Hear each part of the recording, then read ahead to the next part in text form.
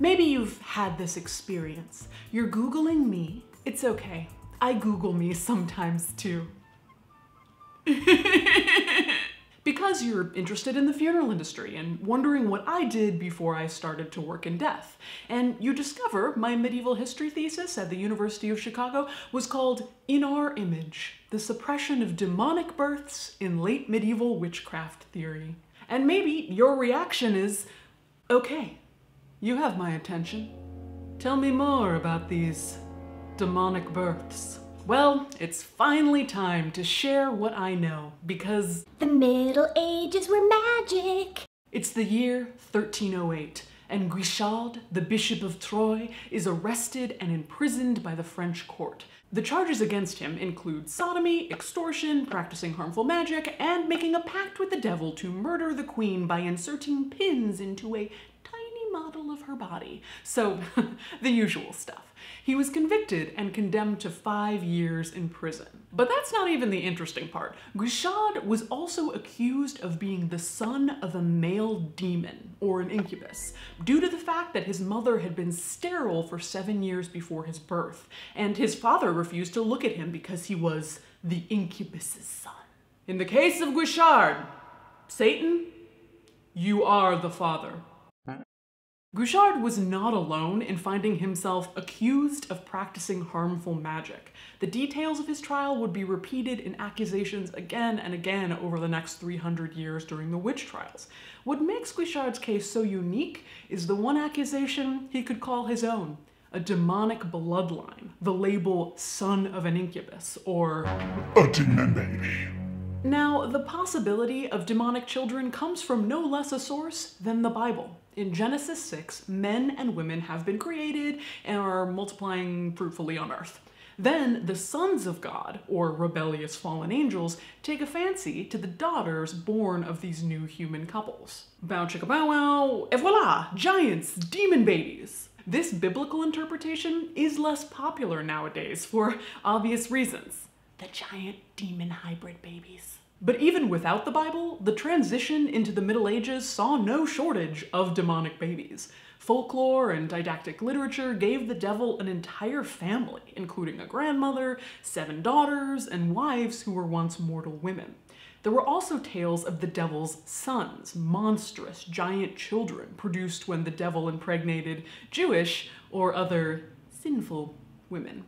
So the question becomes, if there were all these examples of demonic babies in the Bible and folklore, why is it so rare to be accused of being the son of an incubus? Especially since during the witch trials in Europe, women were constantly being accused of having sex with either the devil or demons. That was their thing.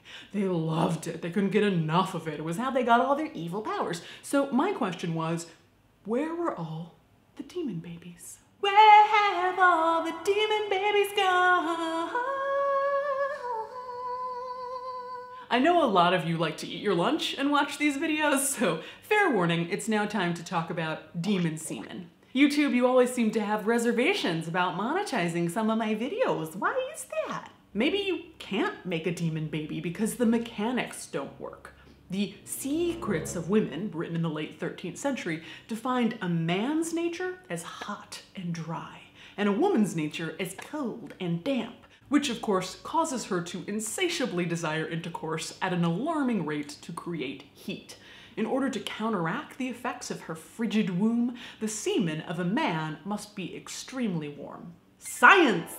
However, when women were brutally tortured to get them to confess to witchcraft and having sex with the devil, they described the devil's semen and his penis as cold, and his semen as yellow, corrupt, fetid. So you can't have a frigid lady womb and cold devil semen. It just won't work. But wait, the very famous church theologian Thomas Aquinas had an answer to this problem. The devil did not need to create his own semen if there were still mortal men available to create it for him.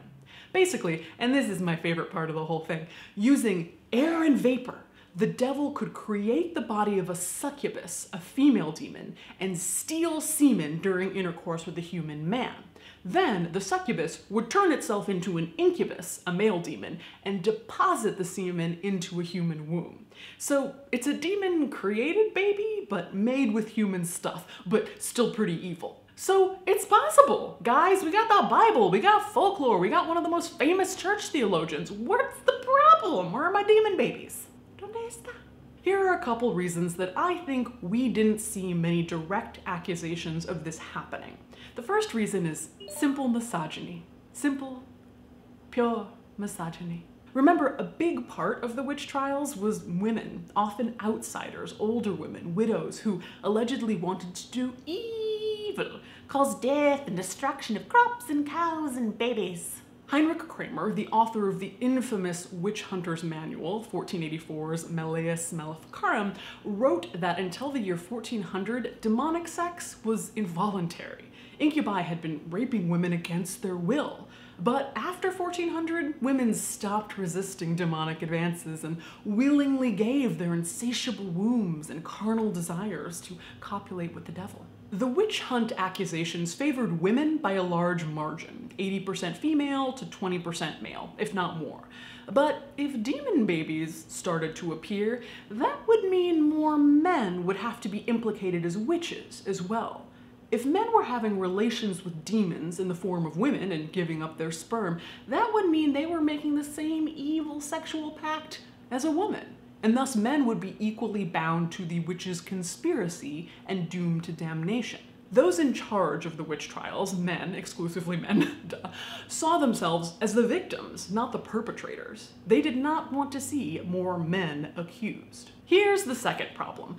Baptism. The late medieval period saw a steady rise in baptisms, along with the rise of these witch trials. Baptism meant salvation, and some theologians wanted so badly for each child to be baptized that if an expectant mother was near death, they advocated cesarean sections to extract unborn children from their womb before the children had a chance to die unbaptized. In fact, an accusation repeated frequently is that witches would take newborn babies, either their own or a stolen one, and after giving them to the devil, place them into a boiling pot to be stewed and eaten. It was like a reverse baptism. The laws of Christ are turned into the laws of Satan, and placing the new soul into the water is replaced with placing it into fire. A baby is supposed to be born fresh and then baptized over to God, but any baby born by the work of the devil would always be perverted by witchcraft. Presumably God would never allow a child to be born that was made with the help of demons and preordained to damnation,